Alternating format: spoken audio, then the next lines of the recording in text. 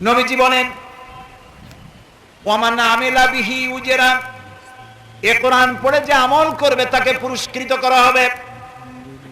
দুই ধরনের পুরস্কার দেওয়া হবে, একটা দেওয়া হবে দুনিয়ায় আর একটা দেওয়া হবে আখিরাতে। দুনিয়ার পুরস্কারটা কি চলুন আল্লাহর কাছ থেকে জানি দুনিয়ার পুরস্কার কি। আল্লাহ রাব্বুল আলামিন বলেন ফামান তাবিআ হুদায়া ফালা খাউফুন আলাইহিম ওয়ালা হুম ইয়াহজানুন। ফামান তাবিআ হুদায়া, এই কোরআনের এক নাম হুদা। কোরআনের এক নাম কি বলেন? হুদা। কোরআনের নাম শুধু কোরআন নয়, এর নাম কোরআন, এর নাম ফুরকান, এর নাম শিফা, এর নাম কিতাব, এর নাম তানজিল, এর নাম নূর, এর নাম হুদা, এর নাম জিক্র। এই নামগুলি আমি বানাইছি। কোরআনের মালিক যিনি, তিনি এই নামগুলি রেখেছেন। ফামান তাবিআ হুদায়া, যে ব্যক্তি যে বা যারা এই কোরআনকে মেনে চলবে, এই হিদায়াতে যা আছে তা যে মেনে চলবে, ফালা খাউফুন আলাইহিম, ওদের জন্য কোনো ভয় নাই, ওয়ালা হুম ইয়াহজানুন, ওদের জন্য কোনো চিন্তাও নাই। তাও আমরা সুবহানাল্লাহ কব না। আচ্ছা, ভয় নাই কিসে আর চিন্তা নাই কিসে? ভয় নাই কোরআন মেনে যারা চলবে, কোরআনের আইন মেনে যারা চলবে, ওদের জন্য চুরির ভয় থাকবে না, ডাকাতির ভয় থাকবে না, জেনার ভয় থাকবে না, হত্যার ভয়, ধর্ষণের ভয় থাকবে না, বাড়িতে দরজা খুলে ঘুমাবার সুযোগ পাবে। নবী করিম সাল্লাল্লাহু আলাইহি ওয়াসাল্লাম মসজিদে হারামের পাশে আরাম করছিলেন। হযরতে খাব্বাব বিন আল আরিদ রাদিয়াল্লাহু তাআলা আনহু তিনি কিছু শিকায়েত নিয়ে আসলেন। ওয়ান খাব্বাব বিন আল আরিদ রাদিয়াল্লাহু তাআলা আনহু আন্নাহু ক্বালা শাকাউনা ইলা রাসূলিল্লাহি সাল্লাল্লাহু আলাইহি ওয়াসাল্লাম ওয়া হুয়া মুতাওয়াসসাদুন বুরদাতুন লাহু ফি জিল্লিল কাবা।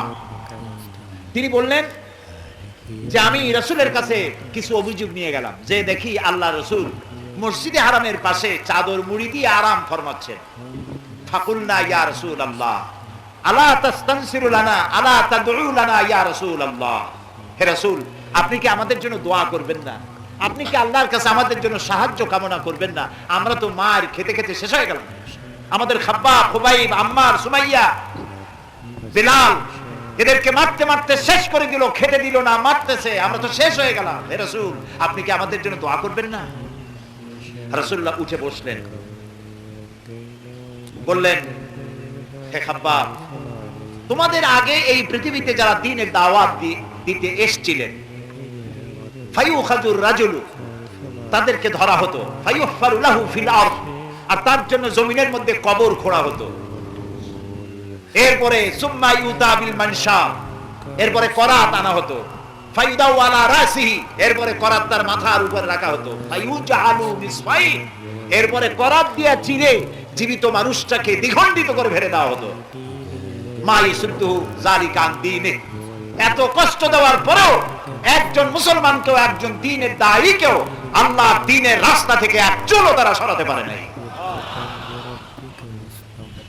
ওয়াল্লাহি ওয়াল্লাহি লা ইউতাম্মান্না আল্লাহ হাদাল আমর হাত্তা ইয়াসিরু রাকিবু মিন সানা ইলা হাদরামাউত। হে খাব্বাব, আমি আল্লাহর নামে কসম করি, সুবহানাল্লাহ বলেন। রাসূলুল্লাহ বলছেন আমি আল্লাহর নামে শপথ করি, সেদিন বেশি দূরে নয় যেদিন ইয়েমেনের রাজধানী সানা থেকে শুরু করে এই আরব দেশের, আরব ভূখণ্ডের হাদরামাউত পর্যন্ত লোকেরা যাতায়াত করবে। নারীরা তার সৌন্দর্যের পসরা নিয়ে, ব্যবসায়ীরা ব্যবসার মালামাল নিয়ে, মানুষেরা রাস্তা দিয়ে দিনে রাত্রে চলাফেরা করবে। লা ইয়াখাফু ইল্লাল্লাহ, আল্লাহর ভয় ছাড়া মানুষের অন্তঃকরণে কোনো ভয় থাকবে না। ওয়ালাকিন্নাকুম তাস্তাজিলুন, তোমরা একটু বেশি তাড়াহুড়ো করছো, অপেক্ষা করো, এরকম সময় আসবে। রাসূলুল্লাহ মদিনায় হিজরত করার পর এমন এক সমাজ কায়েম করেছিলেন এই কোরআন দিয়া, চুরির ভয়, ডাকাতির ভয়, জেনার ভয় আর ছিল না, মানুষ দরজা খুলে ঘুমাতে পারত। ওয়ামান আমিলা বিহি উজরা, কোরআন যারা পড়বে আর আমল করবে, ব্যক্তিতে, পরিবারে, সমাজে ও রাষ্ট্রে যারা মেনে চলবে, ওই রাষ্ট্রের মধ্যে চুরি, ডাকাতি, জেনা, ব্যভিচারের ভয় থাকবে না। সুবহানাল্লাহ। সন্ত্রাসী তো থাকতেই পারবে না। কোরআনের আইন নাজিল হলে। কারণ হচ্ছে সন্ত্রাসের ব্যাপারে কোরআনে কারীমের মধ্যে আল্লাহ রাব্বুল আলামিন সূরা মায়েদার মধ্যে সন্ত্রাসীদের শাস্তির কথা বলেছেন। সন্ত্রাসীদেরকে ধরো, এদের হাত কাটো, পাও কাটো, পায়ের উল্টা হাত, হাতের উল্টা পাও, দেশ থেকে বহিষ্কার করো অথবা প্রাণদণ্ড দাও, হত্যা করো। কারণ সন্ত্রাসীরা মানুষ না, সন্ত্রাসীদের বেঁচে থাকার কোনো অধিকার নাই, এদেরকে হত্যা করো। এটি কোরআনের আইন। এই আইন চালু আছে বলেই পৃথিবীর মধ্যে সব থেকে নিরাপত্তার দেশ হচ্ছে সৌদি আরবিয়া। এটাকে আমি ভুল বললাম না ঠিক বলেছি? যাই দেখেন, আল্লাহ তাআলা বলছেন আওয়ালাম ইয়ারাও আন্না জাআলনা হারামান আমিনান। দেখতে পাও না আমি হারামকে কিভাবে নিরাপত্তার শহর বানাইছি? আমি পার্লামেন্টে বলছি, এর আগের সরকারের আমলে পার্লামেন্টে আমি বলেছি, আপনারা যারা নেতা নেত্রীরা হজ করতে যান, উমরা করতে যান, যাই আনেন কি, করেন কি?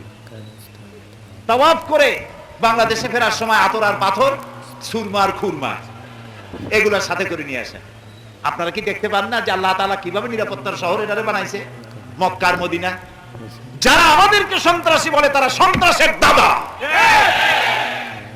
এই পৃথিবী থেকে সন্ত্রাস উৎখাতের জন্য সর্বপ্রথম আমার জাতির পিতা, কে আমার জাতির পিতা? ইব্রাহিম আলাইহিস সালাম। বাপ বেটা দুজনে মিলে আল্লাহর ঘর তৈরি করলেন, আর সন্ত্রাস বিরোধী দোয়া সর্বপ্রথম তিনি করলেন। হযরত ইব্রাহিম আলাইহিস সালাম পিতা পুত্র দুইজনে মিলে আল্লাহর ঘর নির্মাণ করে সর্বপ্রথম দুইজনে আল্লাহর দরবারে হাত তুলে বললেন, রব্বি জাল হাদাল বালাদা আমিনান, হে আল্লাহ রব্বুল আলামিন কে নিরাপত্তার শহর বানায়া দাও। আর নিরাপত্তাই হচ্ছে সন্ত্রাসের বিপরীত কথা। সন্ত্রাসের বিপরীত নিরাপত্তা, নিরাপত্তার বিপরীত সন্ত্রাস। এটাকে নিরাপত্তাপূর্ণ শহর বানাও। ইব্রাহিম আলাইহিস সালামের দোয়া কবুল হয়েছে না হয় নাই? সাথে সাথে হয়েছে। আল্লাহ তাআলা বলেছেন ওমান দাখালাহু কানা আমিনান, যেই ঢুকবে সেই নিরাপত্তা পাবে।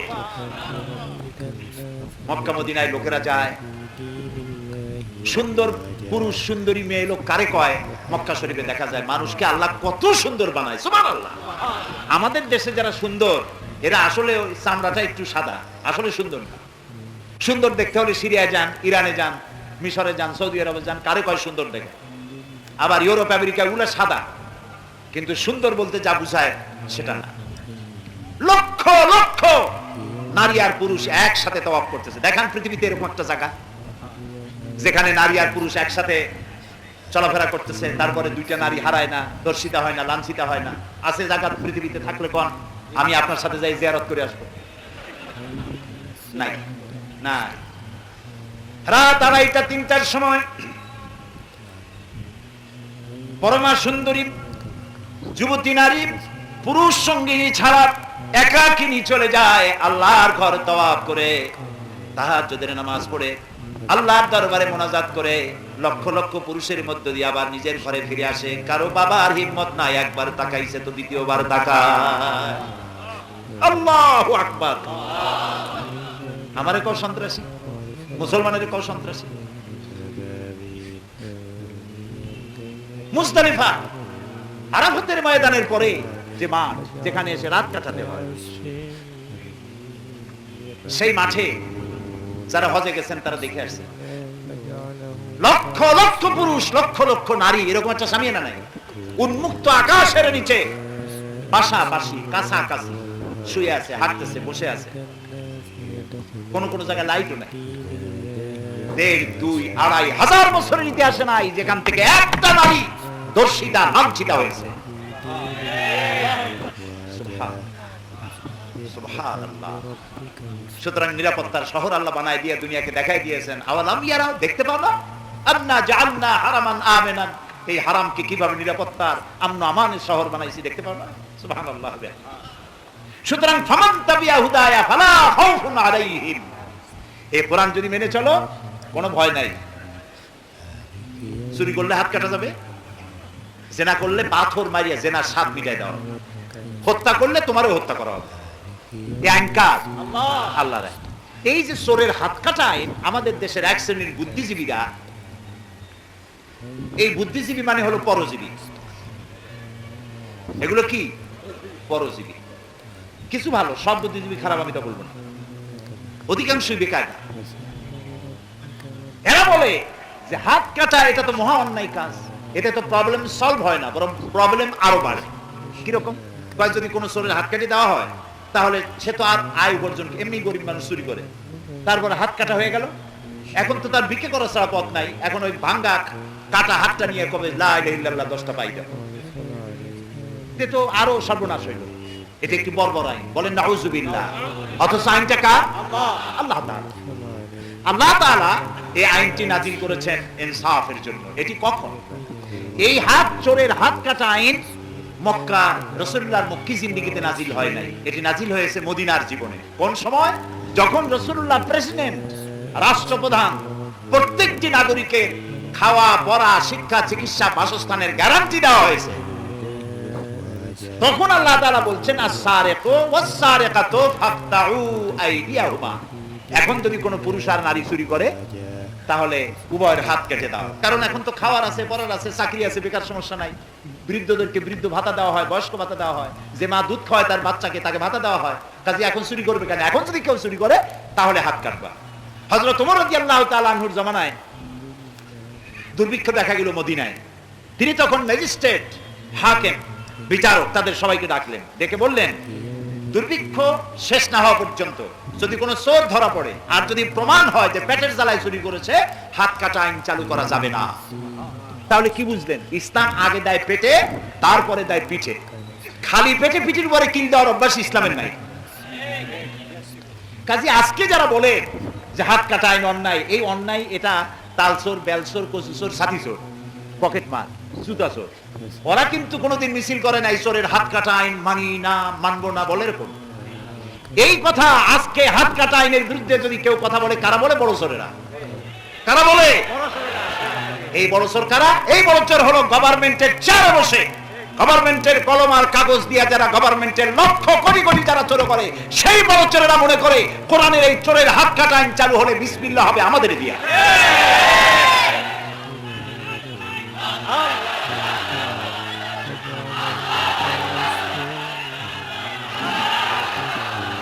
প্রিয় ভাই সব, প্রিয় ভাই সব, সুতরাং ইসলামের পুরা আইনটাই হলো কার? চিল্লায় কোন তো কার? আল্লাহর চাইতে মানুষের কল্যাণকামী বুদ্ধিজীবী ছাতামাতা এইসব হবে নাকি? সুতরাং কোন রাজনীতিবিদ কি কইলো আমার জানার কোনো দরকার নেই। আমার জানার দরকার আমার আল্লাহ কি বলেছেন, আমার জানার দরকার আমার রাসূল কি বলেছেন। প্রিয় ভাই সব, ওয়ামান আমিলা বিহি উজরা, এই কোরআনের আইন মেনে যারা চলবে তাদেরকে পুরস্কৃত করা হবে, দুনিয়ায় তারা শান্তি পাবে। চুরি নাই, ডাকাতি নাই, জেনা নাই, ব্যভিচার নাই। আমরা তো এইরকমের একটা সমাজ চাই যাতে আরাম করে রাত্রে একটু ঘুমাইতে পারি, ঠিক কিনা? আমার দেশের জনগণ অনেক ভালো। আমার দেশের জনগণ কোন গভর্নমেন্টের কাছে বলে না, মেয়ে লোকেরা বলে না যে জামদানি শাড়ি দিতে হবে আমাদেরকে, পুরুষেরা বলে না যে প্রত্যেক দিন আমাদের বাসমতি চাউল দিয়ে ভাত খাওয়াইতে হবে। বলে আমার দেশের জনগণের রিকোয়ারমেন্ট খুবই, ডিমান্ড খুবই কম, মিনিমাম। সেটুকুন কি?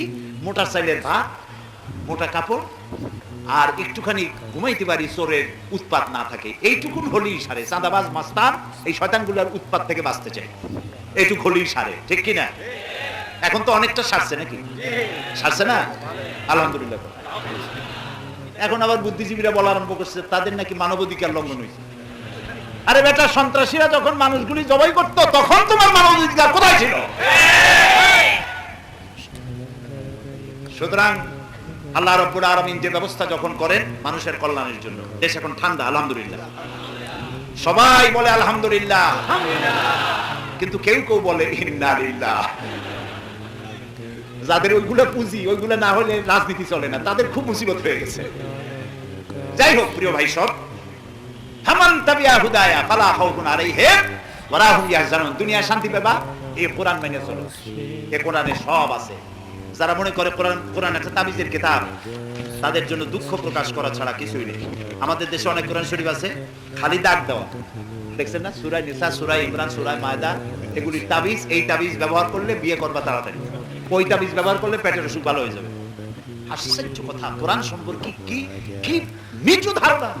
কোরআন শরীফ আসছে আপনার পেটের অসুখ ভালো করার জন্য, কোরআন শরীফ আসছে আপনার মাইয়ে বিয়ে দেওয়ার জন্য, কোরআন এসেছে সার্বিক শান্তি দেওয়ার জন্য। লোকেরা তাবিজ আনতে যায় মৌলভী সাহেবদের কাছে, তাবিজ তাবিজ। এই তাবিজ রাসূলুল্লাহ তাবিজ দেখেন নাই, সাহাবাই একজন সাহাবী তাবিজ লেখেন নাই, কোন হাদিস নাই। কাজী তাবিজ দিয়ে ব্যবসা করবেন না, আর এই তাবিজের ব্যবসা যারা করে তাদের কাছেও যাবেন না। অবশ্য রাসূলুল্লাহ ঝাড়ফুঁক করেছেন, হাদিসে আছে ঝাড়ফুঁক রাসূলুল্লাহ নিজে করেছেন, সাহাবায়ে কেরাম করেছেন। ঝাড়ফুঁক করার জন্য রাসূলুল্লাহর অনুমতি আছে, আর ঝাড়ফুঁক করার জন্যই আল্লাহ রাব্বুল আলামিন কোরআনের শেষ দুটি সূরা মুআউযাতাইন, সূরা ফালাক, সূরা নাস নাযিল করেছেন। আর সূরা ফাতিহা তো সূরাতুদ দোয়া বলা হয়। সুতরাং এটা তাবিজের কিতাব নয়, তদবিরের কিতাব নয়। আপনার যা দরকার তিবিয়ানান লিকুল্লি শাই, সব কিছু আল্লাহ তাআলা এর মধ্যে খুলে খুলে বয়ান করে দিয়েছেন। সুবহানাল্লাহ বলেন। প্রিয় ভাই সব, ওয়ালা হুম ইয়াজানুন। আর এই কোরআন যদি তুমি মানে চলো, তাহলে কোনো চিন্তা নাই, চিন্তা থাকবে না। কিসের চিন্তা থাকবে না? চিন্তা থাকবে না খাওয়া, পড়া, শিক্ষা, চিকিৎসা, বাসস্থান। এটি হলো তিরমিজি শরীফের হাদিস। এই পাঁচটি জিনিস হলো মানুষের মৌলিক অধিকার। মানুষের, মুসলমানদের বলা হয় না এখানে, শুধু মানুষের এই পাঁচটি অধিকার তাদেরকে দিতে হবে, ফান্ডামেন্টাল রাইটস। এই গ্যারান্টি সরকার দিতে বাধ্য। তাহলে দুনিয়ায় এই কোরআন মেনে চললে চুরির ভয়, ডাকাতির ভয় থাকবে না। খাওয়া পড়া, শিক্ষা, চিকিৎসা, বাসস্থানের গ্যারান্টি পাওয়া যাবে। আলহামদুলিল্লাহ করেন, সবাই বলেন আলহামদুলিল্লাহ।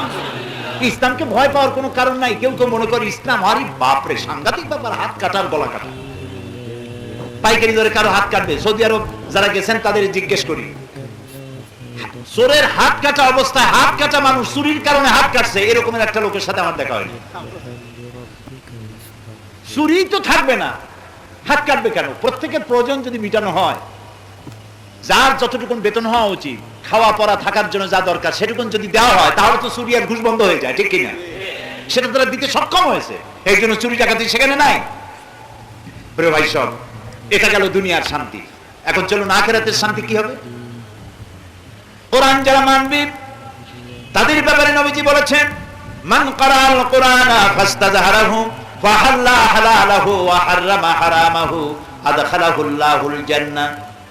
নবীজি বলেছেন, যে ব্যক্তি কোরআন পড়বে আর কোরআনের হালাল আল হারামকে মেনে চলবে, হালাল যেটাকে করা হয়েছে সেটাকে মানবে, হারাম যেটাকে করা হয়েছে সেটা থেকে ফিরে থাকবে, ফাস্তাযহারাহু, আর কোরআনকে প্রতিষ্ঠা করার জন্য সে আন্দোলনে ঝাঁপিয়ে পড়বে, এরকম যেই লোক করবে, কিয়ামতের দিন আল্লাহ রাব্বুল আলামিন তাকে জান্নাত দান করবেন। শুধু জান্নাত দিবেন না, বোনাসও দিবেন। সুবহানাল্লাহ বলবেন না? বোনাস দিবেন আল্লাহ তাআলা। বোনাসটা কি? ওয়াশাফাহু ফি আশরাতিন মিন আহলি বাইতিহি কুল্লুহুম ক্বাদ ওয়াজাবাত লাহুন নার। নবীজি বলেন, ওই লোকটাকে জান্নাতের অর্ডার দিয়ে আল্লাহ রাব্বুল আলামিন বলবেন, আমার বান্দা, তুমি কোরআন পড়ে কোরআন অনুযায়ী জীবন পরিচালনা করেছো, কোরআন প্রতিষ্ঠার আন্দোলনে কাজ করেছো, একা একা জান্নাতে যেও না, তোমার রক্ত সম্পর্কিত আত্মীয় স্বজনের ভিতরে 10 জন মানুষ সম্পর্কে আমার কাছে সুপারিশ করো, এমন 10 জন যাদের হিসাবের পরে জাহান্নাম ওয়াজিব হয়ে গিয়েছিল, তোমার সুপারিশ অনুযায়ী ওই 10 জন লোক তোমার সাথে আমি জান্নাত দান করে দেব। এটা হলো পরকালের নিয়ামত, পরকালে পাওয়ার নিয়ামত। এই কোরআনে কারীম দিয়ে নবী করিম সাল্লাল্লাহু আলাইহি ওয়াসাল্লাম একটি সমাজ প্রতিষ্ঠা করেছিলেন মদিনায়। সেখানে চুরি ডাকাতি বন্ধ হলো। আপনারা লক্ষ্য করুন, রাসূলুল্লাহ যখন মক্কায় ছিলেন, কত বছর ছিলেন মক্কায়? নবুয়তের জীবন কত বছর? 13 বছর। তখন আল্লাহর ঘরের মধ্যে মূর্তি ছিল কয়টা? 360। একটি মূর্তিও তিনি সরাতে পারেন না, একটি মূর্তিও সরাইতে পারেন না। যখন তিনি হিজরত করবেন, আল্লাহ আমিন তারে শেখাই দিলেন, নবীজি পড়েন, রব্বি আদখিলনি মুদখালা সিদকিন ওয়া আখরিজনি মুখরাজা সিদকিন ওয়াজআলনি মিন লাদুনকা সুলতানান নাসীরা। আয় আল্লাহ, সত্যের সাথে আমাকে প্রবেশ করাও, সত্যের সাথে আমাকে বের করো। ওয়াজআলনি মিন লাদুনকা সুলতানান নাসীরা, আর তোমার পক্ষ থেকে আমাকে সুলতানে নাসির দান করো। পৃথিবীর সব মুফাসসির একমত, সুলতানে নাসির শব্দের অর্থ হলো রাষ্ট্রীয় ক্ষমতা। আল্লাহ বলে দিলে, নবী আপনি আমার কাছে রাষ্ট্রীয় ক্ষমতা চান। সুবহানাল্লাহ বলে, রাষ্ট্রীয় ক্ষমতা আমার কাছে চান। কারণ কোরআন দিয়ে রাষ্ট্র ক্ষমতা হাতে না পাইলে কোরআন সে কাজ করতে পারে না। কোরআন তার রং দেখাতে পারে যদি রাষ্ট্রীয় ক্ষমতা হাতে পায়। সুবহানাল্লাহ। কোরআন আর রাষ্ট্র দুটো এক হতে হবে। আল্লাহ বললেন, আমার কাছে রাষ্ট্রীয় ক্ষমতা চাও। আর আমরা বলি আমার দেশের এক শ্রেণীর লোকেরা বলে রাজনীতি আর ধর্ম আলাদা, আছে না? উগ্র মৌলবাদী, ধর্মান্ধ, ধর্মীয় সাম্প্রদায়িকতা দেশে বিস্তার লাভ করেছে। পত্রিকা পড়েন না? কলজা জ্বলতেছে ওদের, কলজা জ্বলে। যেহেতু টেলিভিশনের মধ্যে, রেডিওর মধ্যে শুভ সন্ধ্যা, শুভরাত্রি, হাবিজাবি কথা খুব কম, আল্লাহ হাফেজ এগুলি বলা হচ্ছে, সালাম দেওয়া হচ্ছে, আজান দেওয়া হচ্ছে, এগুলি কলজায় খুব কষ্ট, খুব কষ্ট। উগ্র সাম্প্রদায়িকতায় দেশ ভরে গেছে। সাম্প্রদায়িকতা হয় না কিসে? সালামের পরিবর্তে যদি বলা হয় গুড মর্নিং, গুড নাইট, শুভরাত্রি, শুভ সন্ধ্যা, বাপের মাথা। কি আশ্চর্য কথা, খুব কষ্ট। আল্লাহ তাআলা বলেছে ইউরিদুনা লিইউতফিউ নূরাল্লাহি বিআফওয়াহিহিম ওয়াল্লাহু মুতিম্মু নূরিহি ওয়ালাউ কারিহাল কাফিরুন। বলা চায় মুখে ফু দিয়ে আমার আলোটাকে নিভাইয়া দেবে, আমার দিনকে মিটায় দেবে। আল্লাহ বলেন আমি আমার দিনকে পূর্ণতা দান করব, তাতে এই কাফেরগুলার কলিজা যত জ্বলুক। সুবহানাল্লাহ। আল্লামা ইকবাল বলেছেন সাথী যা কর রহা হ্যায় আজল সে টাইম রোজ, সাথী যা কর রহা হ্যায় আজল সে টাইম রোজ, চরাগে মুস্তাফাবি সে শরারে বুলহাবিস। সেই আবামান কাল থেকে শুরু হয়েছে। আবু জাহেলের গোষ্ঠীরা মুহাম্মদ সাল্লাল্লাহু আলাইহি সাল্লামের দ্বীনের আলোটাকে ফু দিয়ে নিভিয়ে দেবে। আল্লামা ইকবাল বলছেন এরপরেও হাজারো প্রচেষ্টার পরেও আল্লাহ রাব্বুল আলামিন মুস্তাফা সাল্লাল্লাহু আলাইহি সাল্লামের চেরাগকে, দ্বীনের আলোকে টিম টিম করে সহস্র মাইল স্পিডে বয়ে যাওয়া ঘূর্ণিঝড়ের মধ্য দিয়েও টিকায় রেখেছেন এবং রাখবেন কিয়ামত পর্যন্ত। এদের খুব জ্বালা, তাই তারা মৌলবাদ মৌলবাদ চতুর্দিকে দেখে, খালি মৌলবাদ, রাস্তায় হাঁটতে পারে না মৌলবাদীদের জ্বালায়। প্রিয় ভাই সব, ওরা তাই ধর্মকে রাজনীতি থেকে আলাদা করতে চায়। আর তারা বলে ধর্ম নিরপেক্ষ মতবাদের কথা। ধর্ম নিরপেক্ষ মতবাদ, সেকুলারিজম, এর অর্থই হচ্ছে ধর্মহীনতা। ধর্ম নিরপেক্ষতার অর্থ কি? ধর্মহীনতা, ধর্মের সাথে বিরোধিতা করা। নিরপেক্ষ জিনিসটা তো আপনারা নিশ্চয়ই বোঝেন না? বোঝেন না? বোঝেন, সবাই শিক্ষিত মানুষ, রাজধানীতে বাস করেন। নিরপেক্ষ মানে হচ্ছে পক্ষেও না বিপক্ষেও না। কোথায় আছি? কোন না, কোথায় আছি? পক্ষেও না বিপক্ষেও না, কোথায় আছি? এই মাঝখানে অবস্থান গ্রহণ করার কোন সুযোগ ইসলামে নাই। তারা আবার কোরআনের একটা দলিলও নেয়। তারা বলে কি? বলে যে কোরআন শরীফে আছে ধর্ম নিরপেক্ষতার কথা। কোথায়? বলে যে লাকুম দীনুকুম ওয়ালিয়া দীন। আর বুখারী শরীফে আছে লা ইকরাহা ফিদ-দীন। লোকেরা চিন্তা করে মাশাআল্লাহ আমাদের নেতা নেত্রীরা তো বুখারীও পড়ে, কিন্তু হাইকোর্ট দেখাইছে তার টের পায় নাই। লাকুম দীনুকুম ওয়ালিয়া দীন ধর্ম নিরপেক্ষতা পক্ষের কোনো আয়াত নয়, এটা তো ধর্মের পক্ষে আয়াত। জানে না, শোনে না, আন্দাজে মেরে দিল। কাফেররা বলছিল মুহাম্মদ বলেন সাল্লাল্লাহু আলাইহি ওয়াসাল্লাম, এই যে ধর্ম নিয়ে আমাদের মধ্যে কাশমাকাশ হচ্ছে, আসুন আমরা এটা একটা মীমাংসা করি। বলে কি? বলে এইরকম মীমাংসা হোক, কিছুদিন কাফেররা বলছে আমরা কিছুদিন মসজিদে যাই আপনার আল্লাহরে সেজদা দেব, আর কিছুদিন আপনি আপনার লোকজন নিয়ে আমাদের মূর্তিগুলারে প্রণাম করে যাবেন। রাসূলুল্লাহ কোনো কথা বলতেন না যতক্ষণ জিবরাইল না বলেন। জিবরাইল কোনো কথা বলতেন না যতক্ষণ আল্লাহ। আল্লাহ রাব্বুল আলামিন সঙ্গে সঙ্গে ফয়সালা দিয়ে দিলেন। সূরা নাজিল হয়ে গেল, কুল ইয়া আইয়ুহাল কাফিরুন লা আ'বুদু মা তা'বুদুন। হে কাফেরেরা, নবী বলেন হে কাফেরেরা, তোমরা যার ইবাদত করো আমরা তার ইবাদত করি না, আমরা যার ইবাদত করি তোমরা তার ইবাদত করো না। সুতরাং ফয়সালা হচ্ছে এই লাকুম দীনুকুম ওয়ালিয়া দীন, তোমাদের জন্য তোমাদের ধর্ম, আমাদের জন্য আমাদের দিন, আমাদের ধর্ম। এটা তো ধর্মের পক্ষের কথা, এটা তো নিরপেক্ষতার কথা নয়। আল্লাহ ইকরাহা ফিদ-দীন তার অর্থ কি? ধর্মে কোনো বাড়াবাড়ি নাই। তার মানে হচ্ছে আপনি জবরদস্তি করে কোনো অমুসলিমকে মুসলমান বানাইতে পারবেন না। ইসলাম কবুল করার জন্য কাউকে প্রেসার ক্রিয়েট করতে পারবেন না। এমনকি সূরা তাওবার মধ্যে বলা হয়েছে, যুদ্ধের ময়দানে, জিহাদের ময়দানে কোন অমুসলিম যদি ইসলাম জানতে আসে, জানতে চায়, তাহলে তোমার তাবুতে নিরাপত্তার সাথে তাকে নিয়ে আসো, তাকে ইসলাম বুঝাও। বুঝাবার পরে সে যদি না মানে, তাকে নিরাপদে তার যারায় ফিরে যেতে চাও, এর আগে তার বিরুদ্ধে অস্ত্র ধারণ করা যাবে না। সুতরাং ধর্মের ব্যাপারে নিরপেক্ষতার কথা বলা মহা অন্যায়।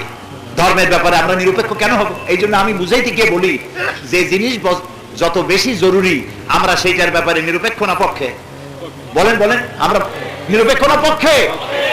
যেমন ঘুমানো খুব জরুরি বিষয়। ঘুমানো জরুরি না জরুরি নয়?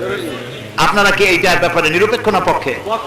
বিবাহ যারা করে নাই তাদের জন্য বিবাহ করা কি আপনারা এই ব্যাপারে কি নিরপেক্ষ না পক্ষে? পক্ষে। ভাত খাওয়া, না খালি তো বাঁচবো না। এই ভাত খাওয়া, পানি খাওয়া, পানি পান করা, এগুলোর ব্যাপারে আপনারা কি নিরপেক্ষ না পক্ষে? তাহলে দেখা গেল যত জিনিস জরুরি, এসেনশিয়াল আমার জীবন ধারণের জন্য, আমরা সবটার পক্ষে।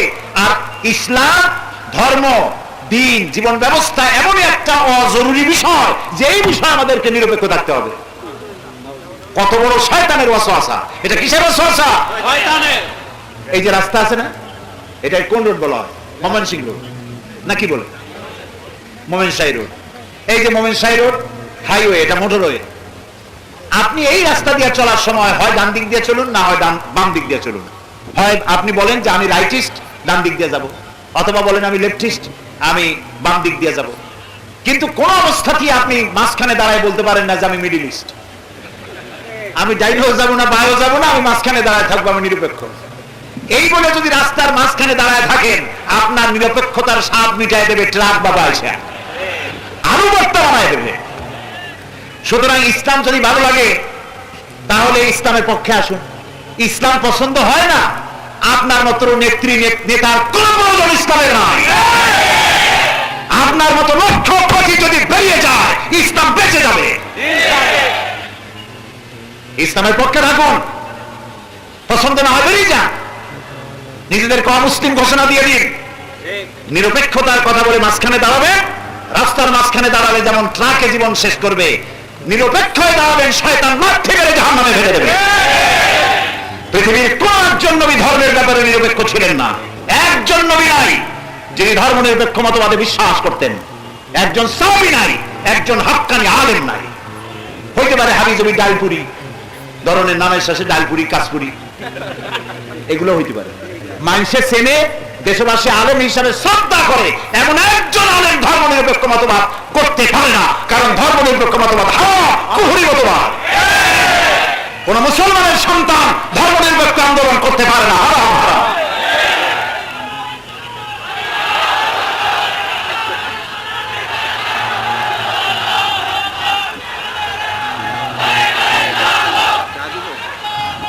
প্রিয় ভাই সব, প্রিয় ভাই সব, সুতরাং যারা মুসলমান মাথা খুব চিন্তা করুন, আমি কোরআন থুইয়া ধর্ম নিরপেক্ষ হতে যাব কোন কারণে? আল্লাহ যা যা বানাইছে, শয়তান তার উল্টা একটা বানাইছে। আল্লাহ বানিয়েছিলেন খেলাফত, আদম আলাইহিস সালামকে ইন্নী জাইলুন ফিল আরদে খলিফা, আমি খলিফা পাঠাবো, প্রতিনিধি পাঠাবো, তিনি খেলাফত দিয়েছেন। শয়তান বানাইছে মুলুকিয়াত, এটার উল্টা। আল্লাহ উল্টা, শয়তান করবি, এটা হলো শয়তানের ডিউটি। আল্লাহ বানালেন খেলাফত, শয়তান বানাইলো কি? মুলুকিয়াত, রাজতন্ত্র। আল্লাহ বানালেন যাকাত ভিত্তিক অর্থ ব্যবস্থা, শয়তান করলো সুদ ভিত্তিক অর্থ ব্যবস্থা। আল্লাহ বানালেন ইন্নাদ-দীনা ইনদাল্লাহিল ইসলাম, আমার কাছে কেবলমাত্র একমাত্র পছন্দনীয় যে দিন তার নাম ইসলাম। শয়তান বানাইলো ধর্ম নিরপেক্ষ। ধর্ম নিরপেক্ষ কে বানিয়েছে? ধর্ম নিরপেক্ষ মতবাদের স্রষ্টাকে চিল্লায় বলো। প্রিয় ভাই সব, ইসলামকে বুঝুন। ইসলাম কোন নামাজ, রোজা, হজ, যাকাত সর্বস্ব দিন নয়। হিন্দুদের যেমন 12 মাসে 13 পূজা, 33 কোটি দেবতা ইত্যাদি কিছু করতে পারলেই হিন্দু ধর্ম হয়। নামাজ, রোজা, হজ, যাকাত করলেই মুসলমান হওয়া যায় না। মুসলমান হতে হলে কোরআনে যা আছে সব মানতে হবে। আবার তুমিনুনা বিবাদিল কিতাবি ওয়া তাকফুরুনা বিবাদ, কোরআনের কিছু কথা মানবা আর কিছুকে করবে অস্বীকার। দুনিয়ায় লাঞ্ছনার জীবন দেব আর কিয়ামতে কঠিন শাস্তি দেব। বাঁচতে চাইলে কোরআনের সবটা মানতে হবে। কোরআন শুধু মুখস্থ করার জন্য আসে নাই। আর যে 3 জন হাফেজকে পাগড়ি পরালাম, আমরা দোয়া করি আল্লাহ তাআলা তাদেরকে আলেমে রব্বানি হাক্কানি বানায় দেন। বলেন আমিন। আলেম যদি না হয়, শুধু হাফেজ হয়, এটার দৃষ্টান্ত আমি এইভাবে দেই। বোতল ভর্তি মধু, উপরে কর কাটানো, বাইরের থেকে যদি আপনি চাপতে চাপতে বোতলের রসুনের সোবলার মতো পাতলাও করে ফেলেন, মধুর মজা পাবেন? পাবেন? মধুর মজা পাইতে হলে কি করতে হবে? কর্ক খুলতে হবে, জিব্বার উপরে ঢালতে হবে, ঢোক ঢোক করে গিলতে হবে, তাহলে মজা পাবেন, স্বাস্থ্য ভালো হবে মধু দিয়ে, ঠিক না? কোরআন শরীফ মুখস্থ করা, বোতল ভর্তি মধুর বাইরের থেকে চাটা। আর আলেম যদি হয়, সোনায় সোহাগা হয়ে গেল, এবার মধু সে পান করছে। সুবহানাল্লাহ। প্রিয় ভাই সব, আপনারা আপনাদের সন্তানদেরকে আলেম বানান, মাদ্রাসায় দেন, ভালো হবে। মানুষ তো লাভের দিকে যায় না নোকসানের দিকে? আপনারা কোন দিকে যাবেন, লাভের দিকে না নোকসানের দিকে? আমি তা জানি, আপনারা লাভ ভালো বুঝেন। কিয়ামতের দিন, এটা হাদিস না কোরআনও না, একটি রূপক কথা। কিয়ামতে এক লোককে হাজির করা হবে, সে ব্যবসায়ী। ফেরেশতারা জিজ্ঞেস করবে, এই মিয়া, তোমার তো পাপ আর পুণ্য সমান সমান হয়ে গেছে, এখন কোথায় যাওয়া, কও বেহেশতে না দোজখে? ব্যবসায়ী কয় যে, ভাই ফেরেশতা, আমি তো বেহেশতও চিনি না দোজখও চিনি না, যেখানে গেলে আমার 2 টাকা লাভ হয় ওইখানে আমার কথা। মানুষেরা লাভটা খুব ভালো বোঝে এবং লাভের জন্য সারা রাত জেগে জেগে কষ্ট করে। স্কুল কলেজ ইউনিভার্সিটিতে ছেলে দিলে তাতে লাভ না মাদ্রাসায় দিলে লাভ? আন্দাজে কয়ে না, আগে শুনে নেন লাভ কোথায়। স্কুল কলেজ ইউনিভার্সিটির আমি বিরোধী নই। স্কুল কলেজ বিশ্ববিদ্যালয় তো আমাদেরই প্রতিষ্ঠান এবং গভর্নমেন্ট সেখানে লেখাপড়ার জন্য ব্যবস্থা করেছে। ছেলেদের কোনো দোষ না, স্কুল কলেজ ইউনিভার্সিটির ছেলেদের কোনো দোষ না। তাদের মধ্যে কোনো দোষ যদি হয়ে থাকে তাহলে তা হয়েছে সিস্টেম অফ এডুকেশনের কারণে। লেখাপড়ার শিক্ষা সেখানে যা আছে ওর সাথে যদি ধর্মটা জুড়ে দেওয়া হতো, 30 পারা যারা এমএ পাস করবে, 30 পারা কোরআন শরীফ বুঝা ব্যাখ্যা সহকারে তাদের বুঝতে হবে, সিয়াসত তার হাদিস তাদের পড়তে হবে। এই 2টা কিতাব যদি তারা পড়তো, তাহলে আমার ইউনিভার্সিটি থেকে গুন্ডা বাইর হইতো না, সন্ত্রাসী বাইর হইতো না। আমি ছেলেদের দোষ দেই না, ওখানে সব গুন্ডা আমি তাও বলি না, ওখানে ভালো ভালো ছেলেপেলে হয়, আছে না? কথা আবার খুব সতর্ক হয়ে বলা লাগে। সাংবাদিক ভাইরা আমার বন্ধু তো খুব, বলি একটা ওরা লেখেন আবার আর একটা। এরকম একটা রিপোর্ট কালকে না করে বসেন যে সাইদি বলে গেছে ইউনিভার্সিটিতে সব গুন্ডা তৈরি হয়। মানুষ শোনে একটা, বোঝে একটা, রিপোর্ট করে আর একটা, নিজের মন মতো। এরকম হওয়া উচিত না। আমি বলেছি বিশ্ববিদ্যালয় আমাদের, ছেলেগুলিও আমাদের, মঙ্গল গ্রহ থেকে আসে নাই। হয় আমার ছেলে, না হয় আপনার ছেলে, না হয় আমার ভাইয়ের ছেলে, ঠিক কিনা? ওরা সোনার টুকরা ছিল, কিন্তু এদেরকে পাথরের টুকরা বানানো হচ্ছে কোরআন এবং হাদিসের অভাবে। ওই ছেলেগুলোর যদি কোরআন হাদিস পড়ানো হইতো, আখেরাত বুঝানো হইতো, কোরআন হাদিস পড়িয়া ওখান থেকে বিসিএস পরীক্ষা দিয়ে তারপরে ম্যাজিস্ট্রেট হতো, এসপি হতো, পুলিশ হতো, সার্জেন্ট হতো, তারপরে ইউনো হতো, অফিসার হতো, ঘুষের টাকা নিত না, যেহেতু কোরআন এবং হাদিস থেকে জানতো ঘুষ খাইলে জাহান্নামে যাওয়া লাগবে। এইটা তো এখন ওখানে তো পড়ানো হয় না। ওখানে যোগ্যতা সৃষ্টি করা হয়, সততা সৃষ্টি করা হয় না। আবার মাদ্রাসাগুলিতে সততা সৃষ্টি করা হয়, যোগ্যতার ট্রেনিং দেওয়া হয় না। এই জন্য মাদ্রাসার ছেলেদেরকে যদি বিশেষ পরীক্ষা দেওয়ার সুযোগ দেওয়া হতো, আল্লাহ যেন করেন, বলে না আমি, বলে না আমি। তো মাদ্রাসায় পড়তে দিলে লাভ বেশি। কলেজ বিশ্ববিদ্যালয় দিলে কি শিখলো? কম্পিউটার শিখলো, অঙ্ক, ইংরেজি, বিজ্ঞান, ভূগোল, দর্শন, জিওমেট্রি, ম্যাথমেটিক্স, অ্যালজেব্রা ইত্যাদি সবকিছু শিখলো, কিন্তু কোরআন হাদিস থেকে সম্পূর্ণ বঞ্চিত হয়ে গেল। আর মাদ্রাসায় এখন কি শিখলো? মাদ্রাসায় দেন, এখানেও কম্পিউটার শেখানো হবে, এখানে কম্পিউটার শিখবে, অঙ্ক শিখবে, ম্যাথমেটিক্স, জিওমেট্রি, তারপরে আর কি বলে, অ্যালজেব্রা, ফিলোসফি, সায়েন্স সব পড়বে, সাথে সাথে কোরআন হাদিসও পড়বে। লাভটা কোন দিকে হইলো? মাদ্রাসায় হইলো। এমনকি আপনি যখন মারা যাবেন, একজন ধার করা মৌলভী সাহেব দিয়া জানাজা পড়াইলে ওই জানাজায় মজা হবে না। আমারে যদি বলেন, মৌলানা সাহেব আমার বাবা মারা গেছে, মা মারা গেছে, একটু কান্দি কিনতে মোনাজাত করেন, আমি কি কানতে পারবো? মা মরছে আপনার, আমি কানবো কোন দুঃখে? আমি তো দোয়াই করতে পারবো, আমি তো কানতে পারবো না। এটা ঠিক কিনা বলেন? কিন্তু আপনার ছেলে যদি আলেম হয়, হাফেজে কোরআন হয়, আল্লাহু আকবার। কাবা শরীফের ইমাম আব্দুর রহমান আস-সুদাইস, আল্লাহ তাআলা তাকে হায়াতে তাইয়্যিবা সেহাতে কুল্লিয়া দান করুন। কাবার ইমাম, সুবহানাল্লাহ, কাবার ইমাম, মসজিদে নববীর ইমাম, সকলকে আল্লাহ হায়াতে তাইয়্যিবা সেহাতে কুল্লিয়া দান করুন। আমি মনে করি তাদের মতো আলেম বাংলাদেশে 2-4 জন থাকলেও পারে, নাও থাকলে পারে। এত বড় আলেম আব্দুর রহমান আস-সুদাইস, তার মা মারা গেছেন, কাবার সামনে লাশ রেখে ছেলে দাঁড়ায় বলছে আল্লাহু আকবার, আল্লাহ। কলিজা ছিঁড়া চোখ দিয়ে পানি আসতে থাকে। ছেলে যদি আলেম হয় আর বাপ মার লাশ সামনে রেখে যদি আল্লাহু আকবার বলে, ওর কলিজা ফাড়িয়া চোখ দিয়ে পানি বের হতে হবে, বের হয়ে আসবে, আল্লাহ আমার মায়ের চিরজনমের মতো বিদায় দিয়ে গেলাম, কিয়ামতের আগে তো আর দেখা হবে না। ওর চোখের পানি মঞ্জুর হয়ে যাবে, ওই দোয়া করবে, রব্বির হামহুমা কামা রাব্বায়ানি সগীরা। আরে ছেলেরে কোরআন শিখাইলেন না, মাদ্রাসা পড়াইলেন না, এমনকি নামটাও রাখছেন মন্টু আর সেন্টু। কি কোড়া কপা! কোন মাজারে কোন পীরের কবরে দেখছেন হযরত মন্টু রহমাতুল্লাহ আলাইহির মাজার? হযরত মাওলানা ডবলু তিনি এখন ওয়াজ করবেন, হাবিজাবি নাম রাখবেন, এটা শয়তান হবে, মানুষ হবে না। এই জন্য পিতামাতার হক তার সন্তানকে ইসলামী নাম রাখা। বাংলা নাম, ইংরেজিতে নাম রাখবেন না, আরবিতে নাম রাখবেন এবং আলেমদের কাছ থেকে জিজ্ঞাসা করে নাম রাখবেন। আল্লাহ যেন তৌফিক দেন, বলেন আমিন। অনেক সময় বলে ফেললাম, আমি এখনই শেষ করব। প্রিয় ভাই সব, সুতরাং এই যে বাংলাদেশ ক্যাডেট মাদ্রাসা, ইন্টারন্যাশনাল ক্যাডেট মাদ্রাসা, এই মাদ্রাসায় আপনারা আপনাদের ছেলেদেরকে দিবেন, মেয়েদেরকে দিবেন। রাজি আছেন? আপনার ছেলে আলেম হবে, কোরআন বুঝবে, কোরআন পড়বে। আলহামদুলিল্লাহ কোন এইখানে আপনার ছেলে মেয়ে দিবেন এবং ওদের জায়গা নাই। 1,05,000 টাকা প্রতি মাসে তারা ভাড়া দেয়, বিল্ডিং এর ভাড়া। এদের কষ্ট হয়। আপনারা এখানে যদি কারো জায়গা থাকে, জায়গা দিতে পারেন, টাকা দিতে পারেন। তার অর্থ এই না, আপনারা জানেন আমি এই চাঁদা আদায় করতে পারি না। যার যার লেকুল্লে ফান্নের জাল, প্রত্যেক বিষয়ে আলাদা আলাদা লোক আছে, এটা আমি পারি না। আমি আপনাদেরকে দাঁড়াবেন কেন? শেষ করব মানে কি? মুনাজাত ছাড়াই শেষ করব? এশার নামাজ না পড়েই শেষ করব? কাজে যারা দাঁড়াবেন তারা ঠিক করেন নাই। এত বড় মাহফিলের মুনাজাত থেকে নিজেকে মাহরুম করবেন না। এখন আপনাদের খুশি, যা খুশি তাই করেন। এত বড় মাহফিলে মুনাজাত থেকে নিজেকে হতভাগ্য বানাবেন না। এশার নামাজ বা জামাত পড়েন, নিজেকে সৌভাগ্যবানদের মধ্যে শামিল করেন, বলেন আমিন। তো মাদ্রাসার জন্য আপনারা টাকা দিবেন, পয়সা দিবেন, ছাত্র দিবেন, সহযোগিতা করবেন, আন্তরিকতা পোষণ করবেন সব মাদ্রাসার প্রতি। আল্লাহ যেন কবুল করেন, বলেন আমিন। আপনারা কি মাদ্রাসার সহযোগিতা করবেন? ছেলে দিয়ে, মেয়ে দিয়ে, টাকা দিয়ে, পয়সা দিয়ে, জমি দিয়ে, জায়গা দিয়ে করবেন? কারা কারা করবেন দেখি তো একটু, কারা কারা করবেন? হাত উঠাইতে একটু কষ্ট হয় মনে হয়। মাশাআল্লাহ, সবাই উঠেছে, আলহামদুলিল্লাহ। বলি আলহামদুলিল্লাহ।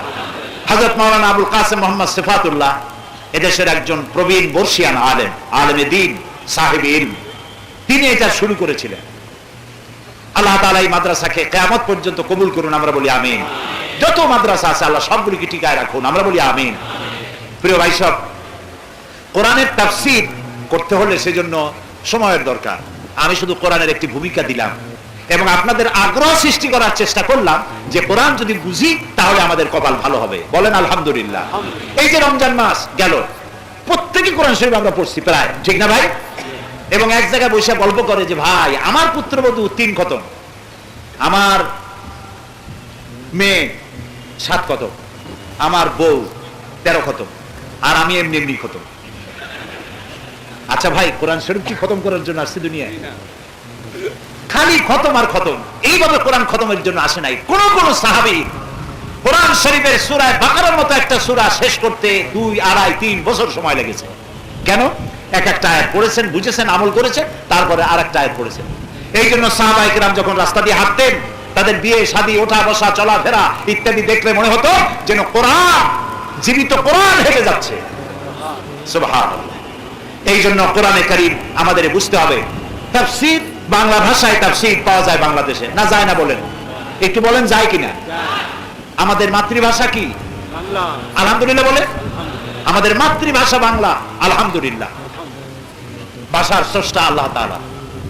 এই বাংলা ভাষায় শুধু নয়, পৃথিবীতে এমন উল্লেখযোগ্য ভাষা নাই যে ভাষায় কোরআন শরীফের তাফসীর লেখা হয় নাই। আলহামদুলিল্লাহ।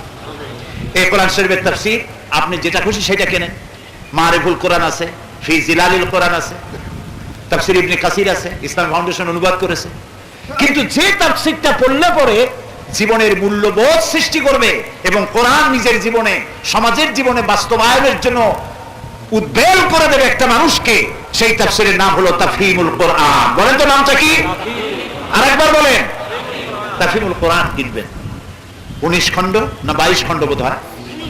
আপনারা, দাম খুবই কম, 22 খণ্ডের বা 19 খণ্ডের দাম হলো মাত্র 1000 টাকা না কত যেন, 950 টাকা মাত্র। একসাথে যদি না পারেন ধীরে ধীরে কিনবেন। আমার এই কথাটা আপনারা নিজে একটু টেস্ট করে দেখেন, একটু পড়েন। প্রথমে সূরা ফাতিহা পড়েন, আমপারাটা প্রথমে হয় প্রথম খণ্ড অথবা 30তম পারাটা, এর যে কোনো প্রথম অথবা শেষের একটা পড়লে গোটা তাফসীর আপনাকে পড়তে বাধ্য করবে আপনার মন। এটা এমনই তাফসীর, আধুনিক যুগ জিজ্ঞাসার জবাব সেখানে আপনি পাবেন। আল্লাহ তাআলা যেন তৌফিক দেন, বলেন আমিন। এরপরে এখানে অনেকগুলি লাইব্রেরি আসছে কোরআন শরীফ বোঝার জন্য। আল কোরআন একাডেমি লন্ডন, তারা কোরআন শরীফের সহজ সরল বাংলা অনুবাদ করেছে, একদিকে আরবি আর একদিকে বাংলা। এই কোরআন শরীফ এখান থেকে আপনারা নিতে পারবেন। আর এ পর্যন্ত প্রায় 40 বছরের বেশি আল্লাহ তাআলা তার গোলামকে কোরআন শরীফের তাফসীর করার তৌফিক দান করেছেন, আলহামদুলিল্লাহ, দেশে এবং বিদেশে।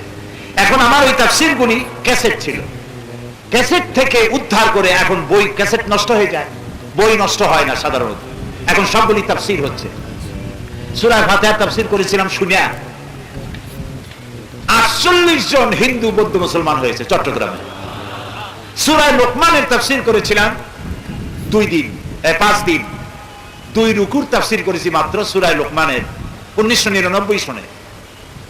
প্রায় 50 জন হিন্দু খ্রিস্টান মুসলমান হয়েছে এই সেই তাফসীর। তাফসীরে সাইদি নাম রেখেছে তারা, ক্যাসেট থেকে উদ্ধার করে। আমপারা বেরিয়েছে, সূরা আসর বেরিয়েছে, প্রায় 500 পৃষ্ঠার মতো সূরা আসর। সূরা ফাতিহা 5 শতাধিক পৃষ্ঠা। তাফসীরে সাইদি সূরা ফাতিহা, সূরা আসর, আমপারা এবং সূরা লোকমান এখানে পাওয়া যাবে। এই সূরা লোকমানটা যদি পড়েন তাহলে নামাজের গুরুত্ব, সন্তানের প্রতি পিতামাতার কি অধিকার এবং কি গুরুত্ব, সন্তানকে কেমনে লালন করবেন। হযরতে লোকমান নবী না রাসূল নন, একজন আল্লাহ তাআলার জ্ঞান প্রাপ্ত ব্যক্তি। তিনি জাতিকে নসিহত করেন নাই, নসিহত করেছেন নিজের ছেলেকে। সেই নসিহত আল্লাহর কাছে এত পছন্দ হয়েছে, যার কারণে কোরআনের মধ্যে সূরা লোকমান নামে একটা সূরা নাযিল করে হযরত লোকমানের নসিহতকে চিরন্তন করে দিয়েছে আল্লাহ তাআলা কোরআন শরীফের মধ্যে। এই তাফসীরটি আসছে তাকওয়া প্রকাশনী না কি যেন নাম, যারা ছাপছে তারা নিয়ে আসছে, গেটের থেকে বেরোবার সময় পাবেন। আর অনেক বই আছে, বইপত্রগুলি নেবেন, এগুলি আপনাদের কাজ দেবে। হাবিজাবি নোবেল, নাটক, উপন্যাস পড়ে সামান্য কিছু সময়ের জন্য উত্তেজনা সৃষ্টি হতে পারে মাত্র, কিন্তু কোন ক্রমে তা নৈতিকতার সৃষ্টি করবে না। নীতি নৈতিকতার সৃষ্টির জন্য কোরআনের তাফসীর পড়তে হবে এবং ইসলামের বইপত্র পড়তে হবে। আল্লাহ যেন আমাদেরকে সেই তৌফিক দেন, আমরা বলি আমিন।